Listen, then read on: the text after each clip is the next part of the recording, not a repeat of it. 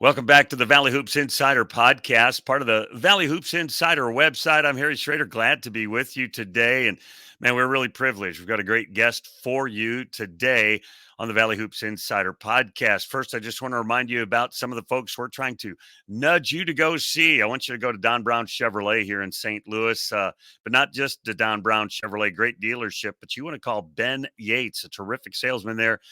He will take care of you. I'll tell you more about Ben later in the show. Also, the When Puede Project, part of Sheltering Wings missionary organization. They take care of terminally ill and special needs children in West Africa. You can connect with them. Both those folks you can find on my website. And then finally, the Upside app. You can get cash back from all kinds of things, groceries, gas, food, different things. And you can use a special promo code, Harry7454, and they'll connect you up, and it'll be great for you. All that out of the way, our guest today is one of the top, if not the number one newcomer in the Missouri Valley Conference from the University of Indiana, University of Evansville in Indiana. Ben Humrichous joins us. And good morning, Ben. Appreciate you taking time with us. Are you getting inundated with these kinds of calls these days since you've had such a great year? Good morning. Thanks for having me on here. There's something that started to come more recently. Just kind of getting used to them. They're fun, and I enjoy being on them. So, I was on the Missouri Valley Conference has a coaches teleconference call every week, and I'm on that call every week, and I'm asking coaches all different questions. And I knew I was going to be meeting with you this week, but Pat Hickey, our friend from the Evansville Courier, there was asking them all kinds of questions about you. And I thought, man, Pat's doing my homework for me. I appreciated it. So when I see him next, I'll give him a big shout out. You guys are 15-11. That's 3 times the amount of wins the Purple Aces accrued last year. Coach Ragland has brought in new players, you being one of them. You're the leading scorer, 15 points a game, over 4 rebounds, almost 5 rebounds a game. But you came from Huntington University, the NAIA. What, number one, you Tipton High School there in Indiana, and you go to Huntington. Why Huntington in the first place? yeah, so growing up, I was always a baseball kid, and I had played one summer of AAU basketball right before my senior year. And so my recruitment was actually one summer, and I hadn't played in front of many people, and played at a prep hoop showcase, and I was seen there by Huntington. And so out of high school, I had about 3 offers from 3 pretty good NAIA schools. And after I'd taken some visits, I really loved the people there, and they were great. It was a great fit, and it was a fairly easy choice out of high school to go to Huntington. For about 5-6 years, I announced basketball for Missouri Baptist University here in St. Louis, an NAIA school. So I'm now currently mad at them for not recruiting you, but we'll get over that part. And then you spent 2 years there. I guess it was 2 years there. I saw statistics for sophomore and junior year. What was going on your freshman season? I had spent 3 years there. Dex Stats was the one that covered the statistics for the NAIA, and then after my freshman year, they had quit. So I had played all 3 years there. And I mean, I had a pretty successful freshman year. We had won a lot of games. I was coming into a program that kind of did a little bit of a flush with the new coaching staff and a bunch of new players. And we really competed and won a lot of games. So NAIA is no joke. People, when Coach Ragland signed you, people might have said, "Oh, great, we're getting an NAIA guy." The NAIA is no joke. Tell us about that level of basketball. Yeah, there are competitive players and competitive teams all over the place. I was blessed to play in the Crossroads League, which had a bunch of really great schools. I've played a lot of pros in my time there. Guys like Kyle Mangus, that's now with the Fort Wayne Mad Ants. I've competed against a bunch of guys, and I was blessed to go to the national tournament 2 years in a row. And you just see a bunch of competition that doesn't get much credit for just because we're NAI. So I've played a lot of really good players that just don't get the coverage. So yeah, I went to that national tournament a time or two as a broadcaster, and I thought, yikes, this is good basketball. I was, like everybody else, I was a bigot, and then I realized the error of my ways. So then you're there and you've completed 3 seasons at Huntington, and now it's people are starting to notice you and wanting to recruit you to the higher level. Talk about that journey from Huntington to Evansville. Yeah. At the end of my second year at Huntington, I had kind of known that I had the dream to play Division I basketball. I knew that to do that, I would have to transfer, and with the academics and stuff like that, I decided that I would stick around one more year at Huntington and finish my degree and move on to grad school at a Division I institution. The portal was crazy. It was, I mean, if anybody knows anything about it, it was very stressful. And right out of the portal, I had some good interest, and I had a few schools at the Division I level that really recruited me. But I had known Evansville through my coaching staff. Corey Alford and some of the coaches here had worked together. And then I had known Coach Marcus Wilson, and they recruited me really well. Coach Ragland was awesome through the process. And I came on my visit here in Evansville, and I had met with some people, and especially some players that returned. And it was just such a brotherhood of people that were returning and wanted to do something special, that after my visit, I knew it was a pretty obvious thing that they had everything I wanted, and that it was somewhere that I could thrive. Marcus Wilson's a good friend of mine, and the other day he was bragging to me about you and who you are as a person as well as a player. He's good people. So if you're friends with him, you're good people too. I'm a big fan of Marcus Wilson's. You show up there, and then Marcus ditches. That had to be a little bit of a curveball, but he's doing awesome things. I just had him on the podcast a couple of weeks ago. So Coach Ragland puts together not a whole new, but largely a whole new group of guys. And you guys seem to mesh right from the get-go. Talk about just connecting with that team and the chemistry on the Purple Aces squad.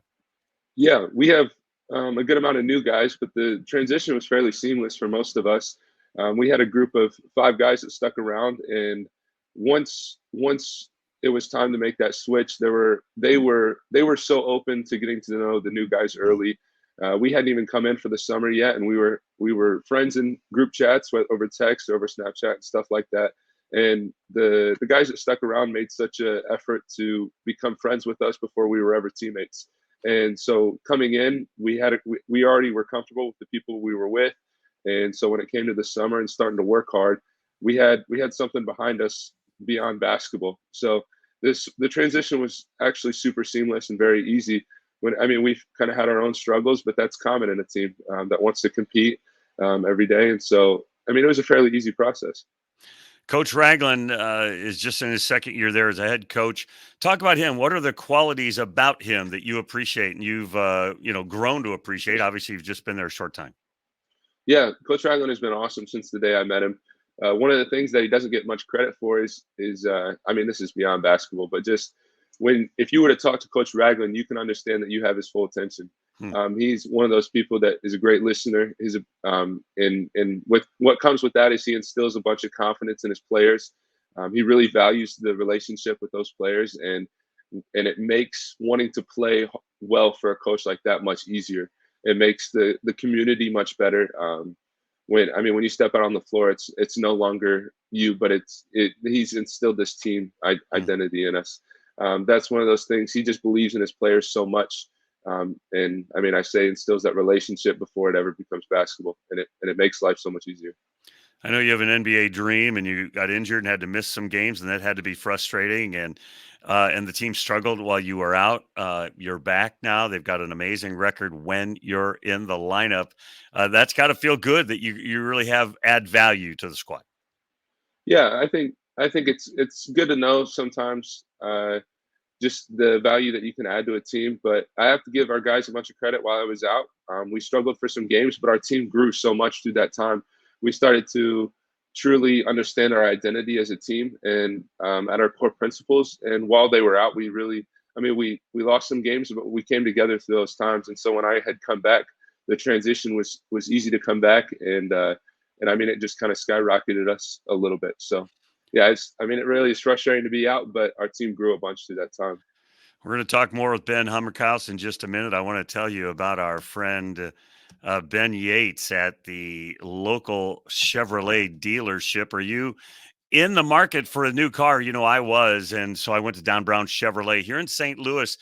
They're known for being at the entrance to the hill, that part of South St. Louis, and they're on Kings Highway there. And I went to Don Brown Chevrolet, and salesman Ben Yates took care of me. I had so many questions. I don't buy new cars, and I try to run away from buying new cars, but Ben Yates at Don Brown Chevrolet kind of held my hand, walked me through the whole process. There was none of that manipulation, back and forth stuff. And I'm just such a big fan of his now. And Ben Yates at Don Brown Chevrolet. I got a new car that I needed. I didn't know I needed a new car. My wife kept telling me I did. And so I finally broke down and started shopping. And I went to a couple of different places, talked to a lot of different folks. But Ben Yates at Don Brown Chevrolet helped me out. And so my brand new car, I drove it here today. It's awesome. I'm in love with it. And if you need a new car, you ought to head over to Don Brown Chevrolet and get a hold of my friend, Ben Yates. Speaking of Ben, let's bring Ben Humrichous back in. Ben, you guys are, I mentioned it, 15 wins. You're just knocking on the door of a 20-win season. I mean, it's got to be exciting times. The fans are enthused. There's good things going on in Evansville, Indiana. Absolutely. I mean, when you talk about the fans, this is a fan base that's extremely dedicated to the program here, and it's been fun to see them continue to trickle back in as we win. I mean, we have a good core base of people that are going to support the Evansville Aces no matter what, and it's been fun to have them around and have them thrilled and loud, really. I feel bad for you guys. Back-to-back buzzer-beating losses. What's the mood of the team? Is that like just crushing when it happens back-to-back like that? Yeah, I mean, those are frustrating, but I tell everybody that's part of basketball. That's part of why you play. I mean, I've been on the other side of some of those, and maybe it's my turn to have that too. I mean, twice. It's really frustrating, but what you got to understand about this team is that I mean, we showed up to practice yesterday hungry and ready to go again. You learn over film that there are so many small errors that make the game of basketball so much bigger. And so, I mean, we showed up yesterday hungry, ready to learn. That, I mean, ultimately could have made a 3-point difference. So it's hard, but it's the game of basketball. The one the other night, almost a half-court heave banked in. I mean, like come on, not really. You know, that's Yeah. frustrating. But you guys have had a terrific season, and I want to ask you a little bit about some personal things, and then ask you to tell me a little bit about your teammates. I told you I was talking to Marcus the other day. I think when you guys played, it might have been Drake, and you were sitting out, but there were a lot of NBA scouts there that were both looking at DeVries, but they wanted to kind of watch who's this Humrichous guy when he's not in the lineup, when he's injured. Are you aware that the NBA folks are starting to pay attention? Yeah, I mean, I'm not oblivious to it. I've had some interest that I've kind of known about just from people that know me from home. Most of what I'm going to say about the NBA stuff is that I got to be where my feet are. If I can continue every day to grow and be the most successful about where I am right now, it's only going to help my chances for the future. That stuff is super exciting. If you would have known me 4 years ago, I was a kid that was just struggling to try to find a college offer to play basketball. And really, my growth has just come from every day being where my feet are. And at that time, it was being the best NAI player I could be. Now it's let's be the best Division I player and just be the best I can be for my team. I mean, it's really fun, but right now where I am is my biggest focus. You have another year of eligibility, I believe, and if that's true, obviously a professional opportunity could come along. But and you're working on your master's degree. What are you working on in terms of your graduate degree? Yeah. So I'm in the master's program, Science of Leadership here at Evansville. I graduated from Huntington with an undergraduate degree in mathematics. So the mathematics and the science of leadership fit seamless. But I mean, education, if you learn anything about me, I love to learn, whether it's through school, I love to read. And so that's something that's extremely important to me. Super fun to watch how you guys play and the improvement there for the University of Evansville. 15 double-digit games out of the 18 you've been able to play, or 19, 15 out of 18, something like that. Super consistent. Talk about just your mindset. You talked about being where your feet are. You go into the game, and you're not looking to be the leading scorer. You're just trying to contribute and do what you can. I mean, talk just a little bit about your mindset. Yeah. This summer was a big summer for me in terms of confidence and my ability to score the basketball. I mean, I got to give my teammates a bunch of credit for trusting me. I mean, I'm the new kid coming in, and I think that early on I had kind of proved some of my abilities. And when it comes to stepping on the floor, I understand that my role is that I got to put the ball in the hoop sometimes. And so stepping on the floor, it's all about making the best play. And sometimes the best play is just shooting the ball. And And so, I mean, really every possession, it's let's be aggressive and just make the right play. And I've had enough plays fall a little bit, and so it's resulted in scoring. So Eighth in the league in field goal percentage, first in the league in 3-point percentage. Obviously, shooting the ball is a good choice quite often for you and for the Purple Aces. I want to ask you about a couple of your teammates, or actually a handful of them. I want to just get your perception. Maybe it's like pop quiz. Maybe it's one-word answers. I don't know. I don't care how we do this. But talk to me about Yassine and to me, and just what kind of guy he is. We can see him on the floor. What kind of guy is he? he's awesome. Yassine is one of my housemates, I guess. I live with Yassine, and he's awesome. He's a high motor dude that when he goes out there and he plays, he's going to give you maximum effort. He's somebody that if I had to give him a word, it would be growth. Somebody that over time has continued to work on his craft and has increased his skill. And I mean, just somebody that's extremely fun to play with. Gage Bobe is one of the both of those two. His first two are holdovers. You talked about the guys that stuck around. Bobe is a guy that walked on, earned a scholarship, became a starter. I mean, he is what I think college basketball is all about. But talk about Gage. Gay's ultimate leader. One of those guys that early on in the season hadn't made as much of an impact as he has of recent. Coach Ragland talks a bunch about his professionalism and his ability to just be present in every moment. And even when he's not on the floor, he's a great teammate, leading the guys on the bench. And then now he's been starting some games, and he's been awesome. He's a great communicator on the floor. Is always ready to knock down shots, and ultimate leader, kind of a glue guy for us. I'm a Gage Bobe fan. Talk about Kenny Strawbridge a little bit. Kenny's been one of my favorites in my transition over here when it comes to instilling confidence in me. He's a hard-nosed guy that makes some really, really tough plays seem effortless. He's a big defensive anchor for us, and he has much of a scoring ability that goes unnoticed some games. Just one of those guys that ultimately plays so incredibly hard, and I mean, another great leader for us. So those are three holdovers. Some of the new guys, and I want to talk to you about Antonio Thomas. He was, of course, in the Valley. Then he went, if you might say it this way, down a level, and now he's back again. He's made the transition back to Division I. Talk about Antonio. Antonio, he's also another one of my housemates. So we have a good relationship there, just kind of being some of the new guys trying to figure out our role coming in. He's a steady force for us. He's been one of those guys when it comes to like breaking down film together or understanding the game together. He's been one of my anchors and something like that. He's been great in his transition over here to Evansville. Between the both of us, it's just been a great relationship. Somebody on the floor that when the ball's in his hands, it's steady, and it really can calm all of us. I think the guy that has been growing in the last 2 or 3 weeks, just from my observations, is Tanner Cuff. I think I missed on him in the preseason. People talked about him, and I didn't pay any attention. I think he's a stud. Talk about Tanner Cuff. Yeah, Tanner's awesome. Tanner coming in was one of those guys that I really connected with off the court. First, him and I just, whether it was in Bible studies or something like that, he's been one of those people on the court. You give him the ball and you just know plays are going to happen. His ability to play in the mid and low post at a guard position is incredible. I mean, just somebody that you give the ball and you know something's going to happen. Very fun to play with. He's got great vision out of the mid post when it's passing and ultimately making plays. And then Chuck Bailey might be the guy with maybe just great potential. I mean, he was highly regarded in the state of Michigan, and he has had a terrific freshman year. Talk about him. Yeah, love Chuck Bailey. One of those people, ultimate aggressor. I think some people overlook his defensive ability. When Chuck comes into the game, he can check up full court and really make some plays happen. High motor guy when he gets into the game. And we just talk about sometimes when we have spurts where maybe we struggle to score, maybe struggle to make things happen. Chuck is the ultimate playmaker when he comes in.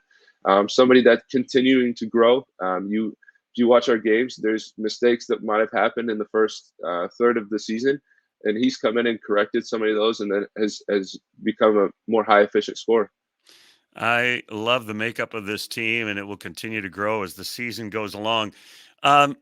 you transferred not just to the Division I level, but to the Missouri Valley Conference. Just your impressions of the league and what you've observed through the first 2/3 maybe of the conference season.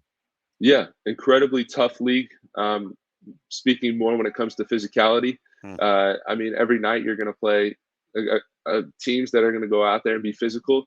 I mean, I was blessed playing the Crossroads League that was fairly stacked from top to bottom at the NAI level. But every night you're going to, I mean, there are no guaranteed wins in this league. Going to play teams on the road or at home, you're getting their best effort every time. I mean, we've played some incredibly talented and skilled teams, and we've played some teams that are just tough, physical, that you got to grind it out. Yeah, very impressed with the Valley. Very fun league to play in, and definitely very tough league to play in. And you might not have played in every one of the arenas yet in our schedule that's playing out, but what has been your favorite Valley place to go play? Bradley's was very fun atmosphere. Definitely a tough place to play and win at. I think Missouri State was a fun one. I mean, that was one of the ones that I played in. The atmosphere was pretty fun. The people there were rowdy. And then, I mean, there's some of those gyms that are more historic that I mean, Indiana State's one of the ones that I think of historic. And as they continue to grow, the people are continuing to get into it. And I mean, they had that sellout crowd against Bradley, which, I mean, obviously I'm not there, but I know that the people were rocking for that one. Yeah, I mean, there's a bunch of fun atmospheres in the Valley, and yeah, and my parents had come to one of the games, and like they just talk about, like, it's just fun. Like when you get to the atmospheres, and I mean, we're not a professional league, but these are high level gyms that are fun to play in. And then eventually you get to come visit me in St. Louis at Arch Madness. We're looking forward to having the Aces there. You said something about Bible study. Quick, what's the latest thing in the Bible study going on? We're going through this gospel-centered lifestyle. A bunch of it is just how can I, as an athlete, continue to live out my faith. As people get to know me, they're going to understand that my faith is incredibly important to me. And sometimes I don't ever get to drop a sermon on people, but I can plant seeds every day about how I'm going to live and choose my words and my actions off and on the court. And so just trying to live for Jesus and show that his example through everything I do. Good for you, letting the light shine, man. I appreciate that. That's exciting stuff. Yes, sir. Just a handful of games left in the conference season, and then Arch Madness. Has the team set goals? Like, okay, we've got this many left. We want to win this many. We want to achieve this thing. Are there those kinds of conversations, or is it, oh no, it's just next game? Like, what's the balance there for you guys? Yeah, so much of the way we are is just process driven. Every day we're gonna wake up and decide who we're gonna be every day. I mean, for right now, today I got the day off, and it's how can I be the best at just having a day off. And when it comes to recovery and continual film sessions and stuff like that. And so, I mean, next up we got Illinois State at Illinois State, and we're gonna start looking at personnel tomorrow. And so much of it is we're game by game. We've done some things that we knew were going to happen that just shocked a lot of people for this season. And so, I mean, we're not looking too far down the road in terms of goals, but just winning the next game. You're going to like Redbird Arena. They call it something else now. It's sponsored by somebody, but you're going to like that place too. It's a great arena. Appreciate your time today. Wish you all the best of luck, whether you move to some professional league next year or come back next year. We look forward to paying attention to what you are going to accomplish in your life. Thank you, sir. Thank you for having me on here today. That's Ben Humrichous. He is the star wing, guard, forward, whatever position you want to call him for the University of Evansville. He's a dynamic player, y'all, and you should pay attention. Thanks for being a part of the podcast today. We want to remind you, since you've been there, make it a better place. We'll see you again real soon.